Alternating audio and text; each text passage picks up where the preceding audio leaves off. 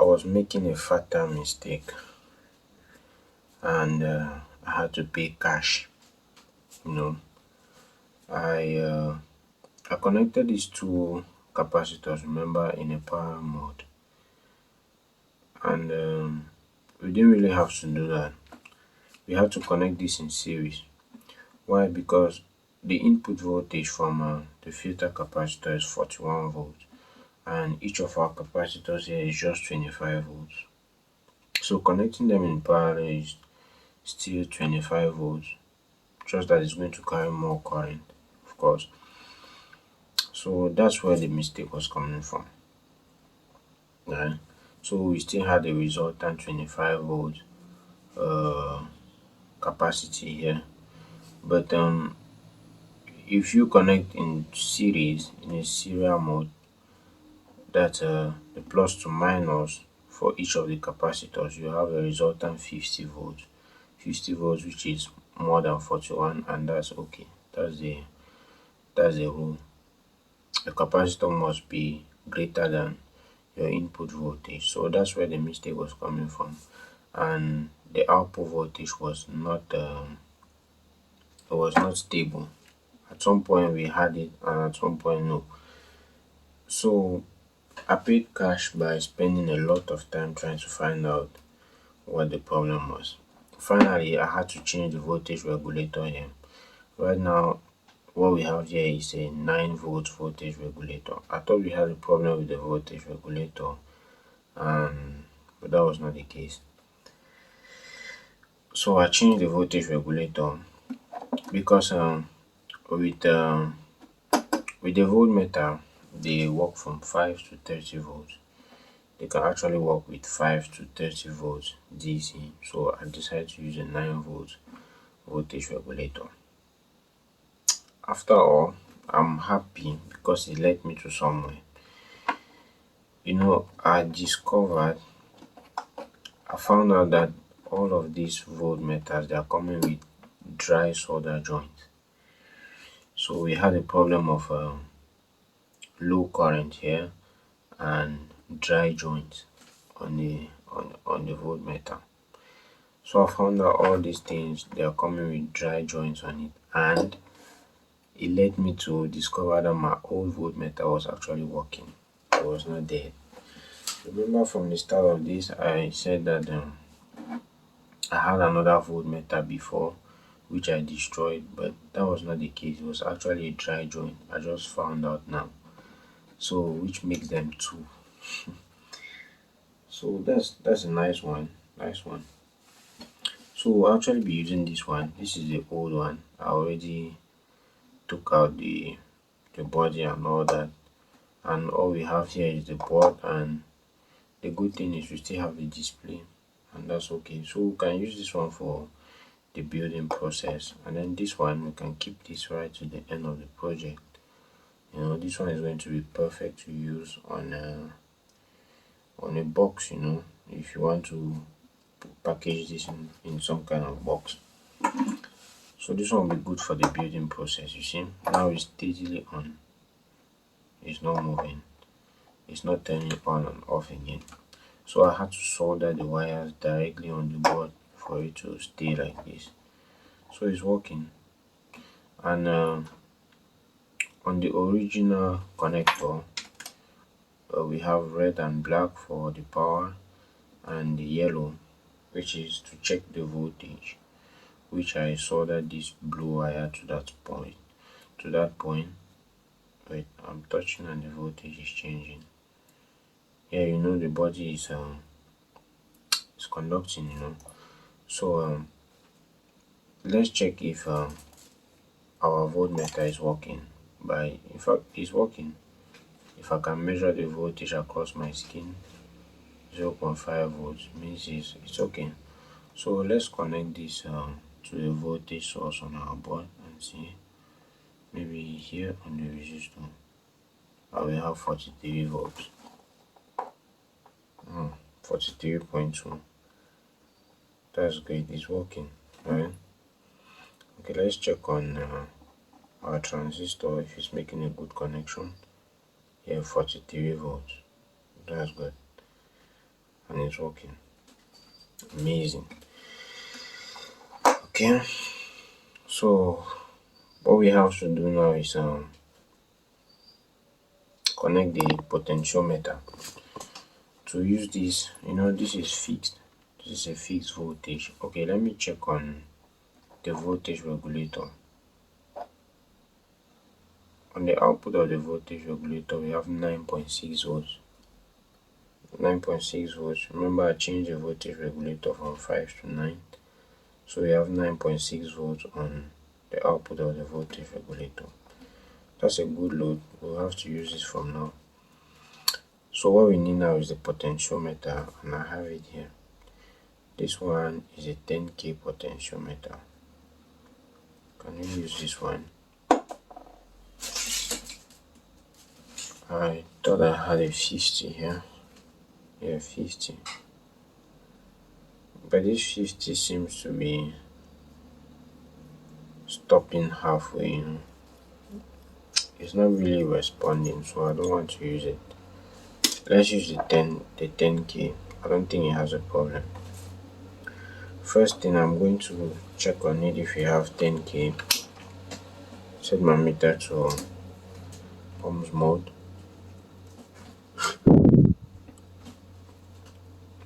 Okay, let's check on our potentiometer.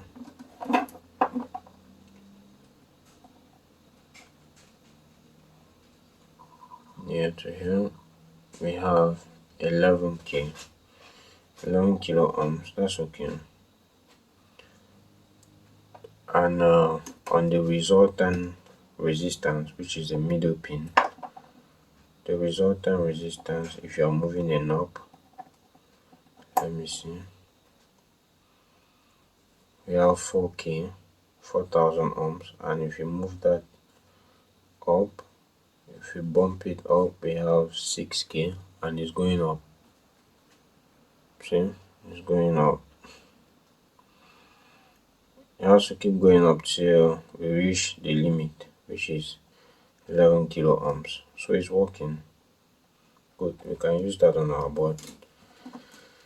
Okay, so where should we put this? Let me unplug the power first. Okay, power is unplugged, and I wish to, where can we put the potentiometer here? No, we still have a lot of work to do here, so I'd rather fit it here. I think that's good here.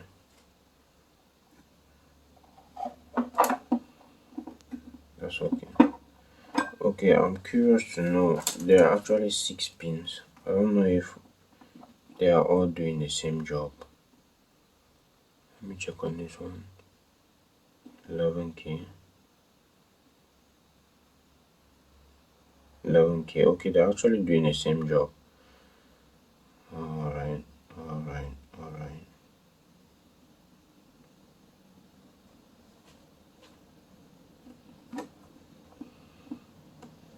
Let's see. Yeah, they're actually doing the same job.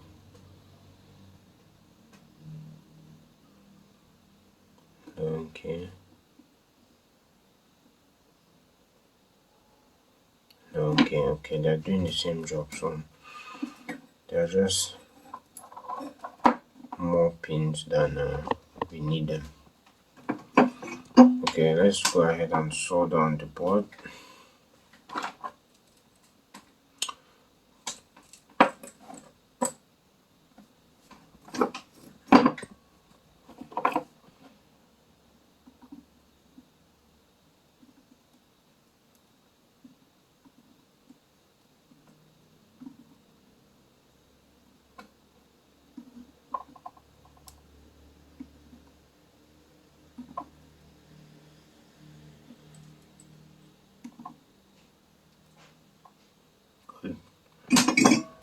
It's soldered. One thing we're forgetting to do is to draw. I don't want to get lost. Okay.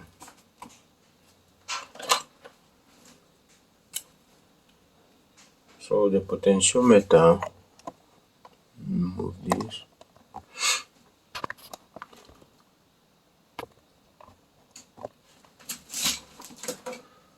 Can I see this? Yeah. So the potentiometer is I think this is how they are drawing the potentiometer. It's basically a resistor with the resultant resistance. Yeah, that's the potentiometer, but the inner structure is actually three resistors connected in some kind of voltage divider room. Okay, this is the potentiometer, and where do we fit it on our circuit? Here. Yeah, I started drawing this. Alright, we started drawing it. Okay, we're going to draw this again. So the way we're going to fit it is going to be on our transistor.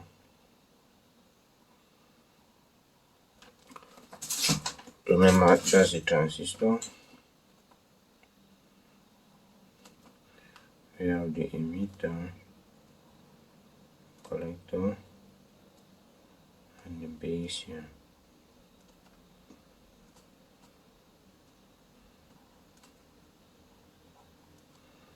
So this is the NPN transistor, so the arrow is down,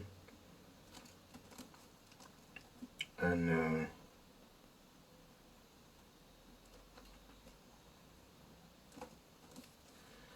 for our resistor, we have our potentiometer here.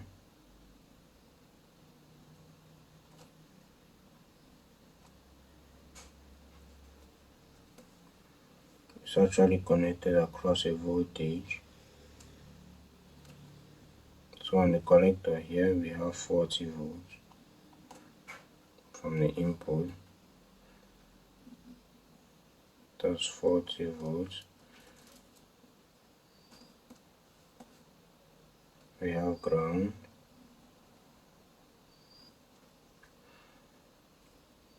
And here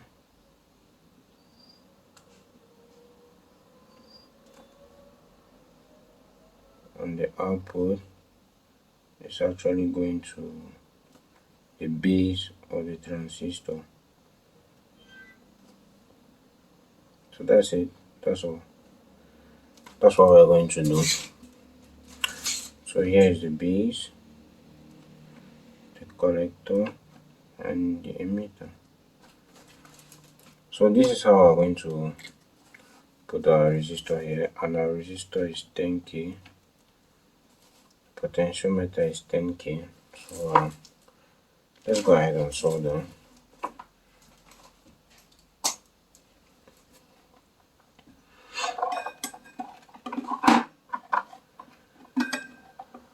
Okay.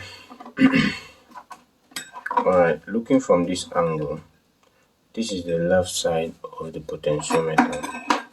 If you can see this.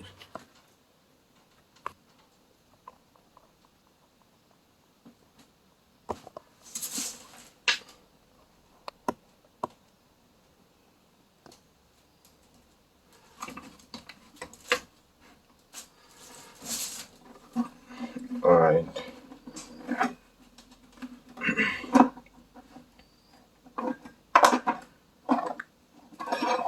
So looking from this left side, this should be ground. Looking from the other side, this is ground. Remember, the potentiometer is supposed to be shifting like this if it's going up, and then like this if it's going down. So we're leaving from a low value, which is ground on this side, to a high value, which is 40 volts on the right. So that's the reasoning. That's the trick, right? Because if you reverse this, it means you're going to be leaving from 40 volts going down while shifting up. But if you set the ground on this side, you're actually going to be moving from 0 to 40 to the right, like that. So let's flip the board if we flip the board, this is ground here. We have to set our ground on this side. Here, ground. Okay, let's do it. Okay, let me reduce the temperature of the soldering iron 250. Remember, we don't want to burn the board.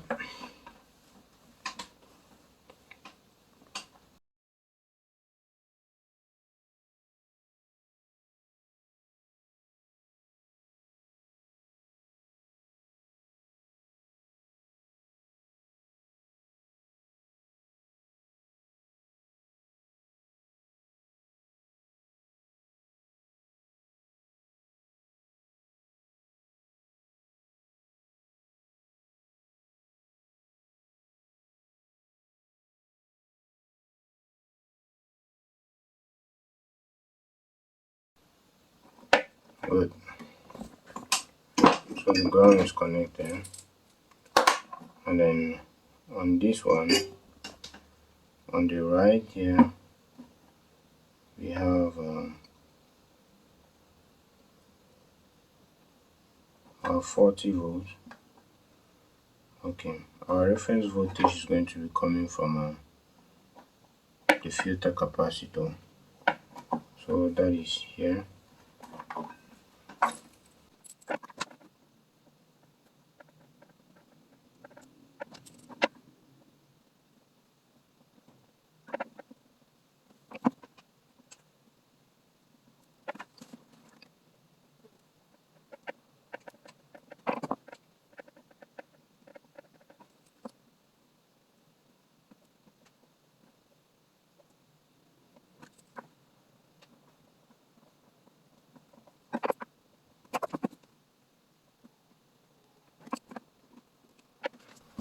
Good, nice. Look at that beauty on the back of the board. But with this way of soldering, it has its own downside, because I know for sure that sometime in the future we might have to pass a connection here, and definitely we're going to use wires.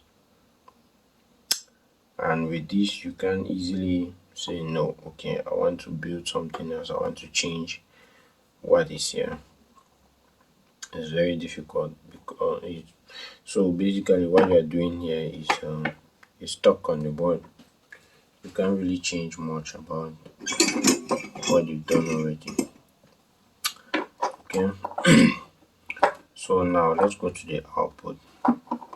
The output of the potentiometer is actually going to, let's see, to the base of the transistor, right? Yeah, on the base of the transistor, right here. Here's the base. Okay, on the emitter we have our voltmeter. Yeah, here we have our voltmeter on the emitter. So we're checking the voltage on the emitter here. Good. So we will need a piece of wire that will lead from here to our transistor. I decided to leave the transistor on the heat sink because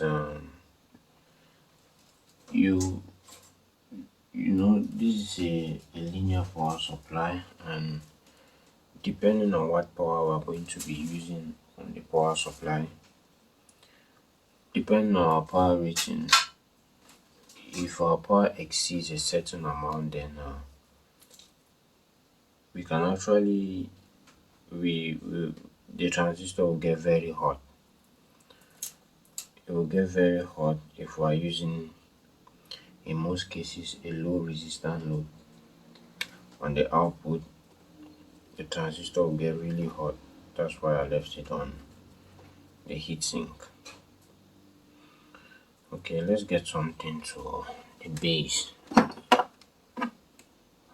the perfect wire. Okay, let's see if we can use a white wire. I want something that is long also. Yeah, this one is good.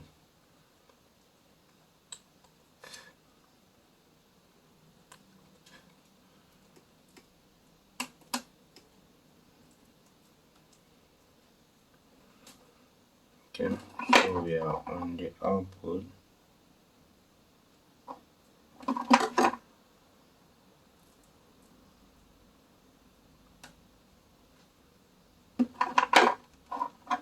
The output here, I think that's it.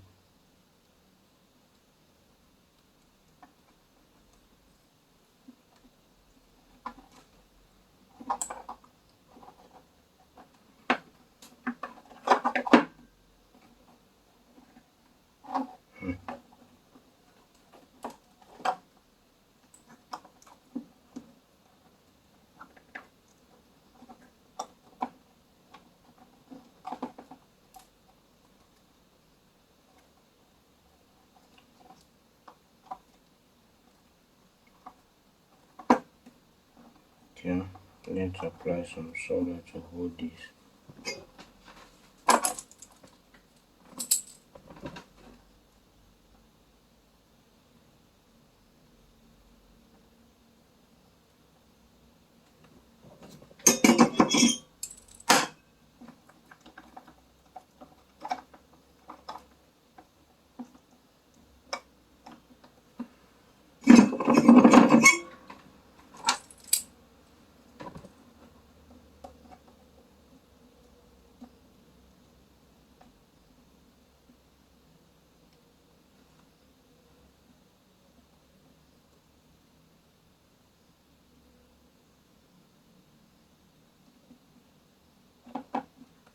Okay, that's the output. And we'll solder that on the base.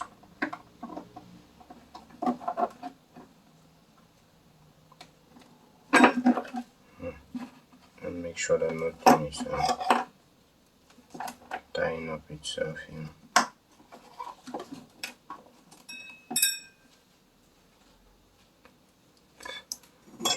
Okay, we'll connect this on the base and mix in the wire.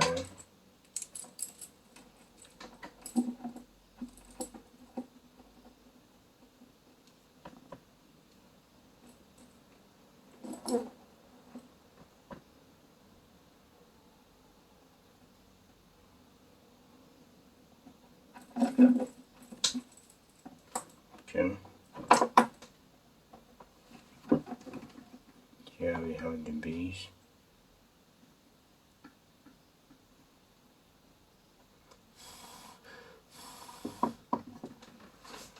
Perfect. And on the emitter, we should have our voltmeter.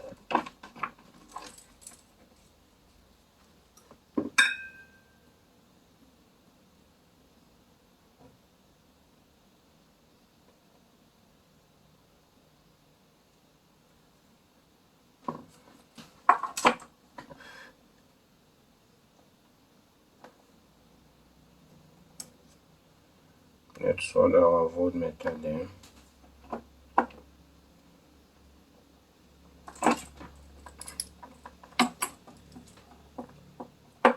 Remember, this wire is checking the voltage.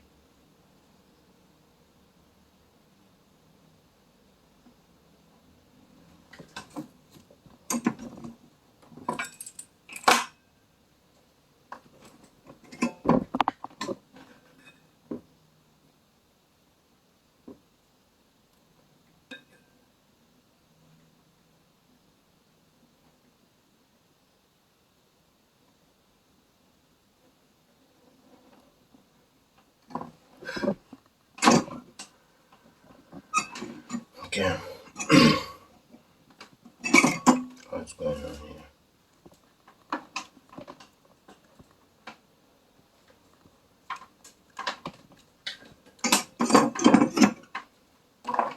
So can we test now? Yes, let's see. Plugged in. There are 41 volts on our voltmeter, and let's shift the knob and see. Yeah, it's working. It's working.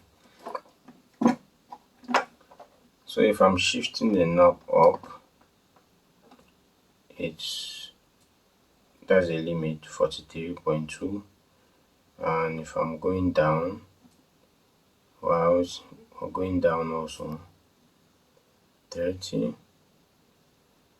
19, 12. Let's get that to 0 volt. Great. And we have a power supply. Wow. It's actually fun building this, right? It's very much, very good. It's very satisfying to see that you're building something that is useful. Okay, let's go up a little.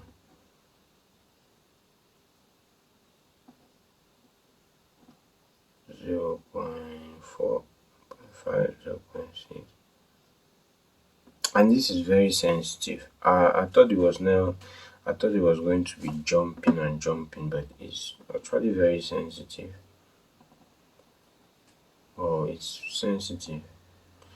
You can actually get it to where you want easily.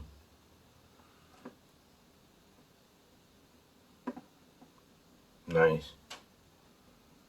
And we have up to 42 volts. So let me shift this down to about 12 volts. Let me leave it at 12.5, and I have a load. Remember my fan. Let me see how we're going to connect this. How we're going to connect the load. Okay. We'll mount the fan across. Let's find ground.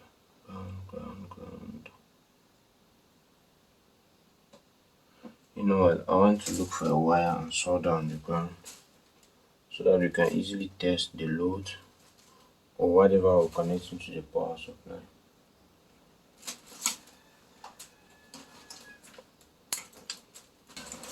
Remember, this is ground on our heatsink. I want to use the heatsink. Let me unplug this before I solder.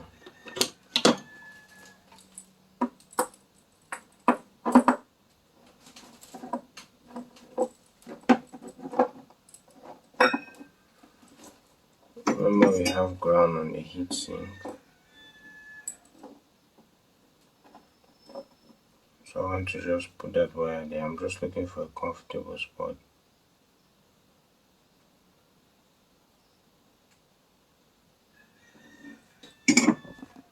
Okay, it's almost morning. What's the time? It's 3 a.m. and I'm still up. I really have to go because I need to be at work by 8. Okay, let me see if I can get some solder here.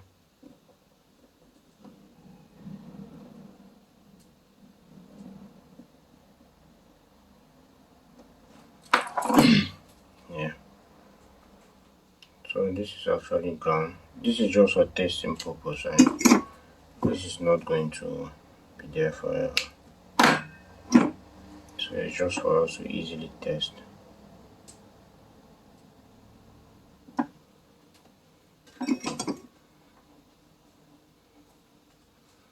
And where is the fan?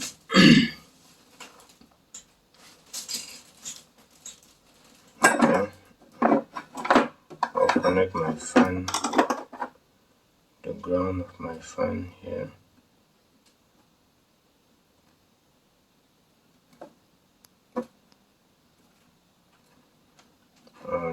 This one should be on the emitter, right?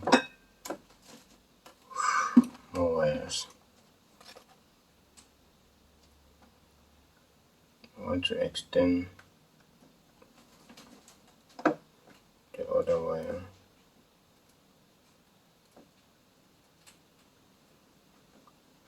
is going to be on the emitter. I don't want to solder it. I'll hold this one in my hand. Okay, let's plug in the power supply. Remember, we have 12.5 volts and our fan is a 12 volts fan. Let me connect that. Oh, the fan is spinning, right? At full speed. Okay, let me reduce the voltage. 12 volts.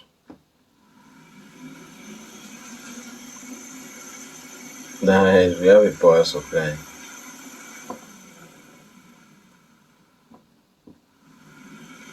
Okay, now we have just one problem with our power supply, right? We have a problem. The moment we connect the power supply like this, okay, the transistor is not getting hot at all. That's a high power transistor. It's not a small transistor, it's not cheap. Okay, so we have 12.5 volts on the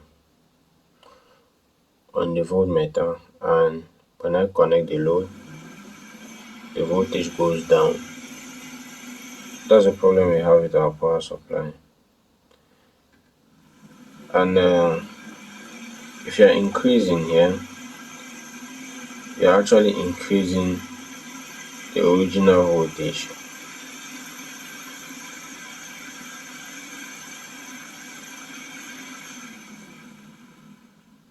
Now we have 13 because I increased while it was spinning.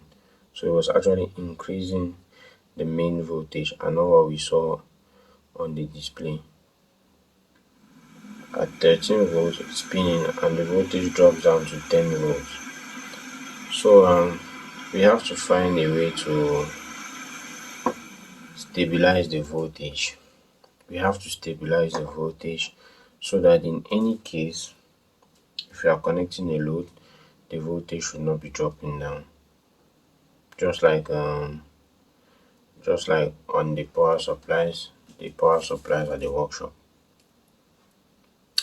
So the way the potentiometer is working, it's actually limiting the current. We are playing with the current and not the voltage. If it's moving up or down, it's just because voltage does not exist alone. You know, if current is increasing, then the voltage is increasing, and if current is going down, the voltage is going down. So that's why the function of the resistor is to limit current and not the voltage. So if you are moving a knob and the voltage is going up or down, it's not actually the current it's not actually the voltage we are playing with, but the current. Right? So far so good. We got somewhere today. So I would like to stop here, and in the next video we are going to try to stabilize the voltage. Alright, we'll stabilize the voltage of the voltmeter, and then we'll see. And right now we know nothing about the current. You know, the fan is spinning, but we know nothing about the current that it's drawing. So we're also going to work on the current so that we'll be able to play with the current also, just like the voltage. Okay, I'm actually spinning this with a low voltage, 5 volts. So we'll need another potentiometer in the future to be able to control the current on this other part. So thank you very much for following up the video. If you did, it's been a very long one, and let me know what you think about in the comments, and we'll do something else in the next one.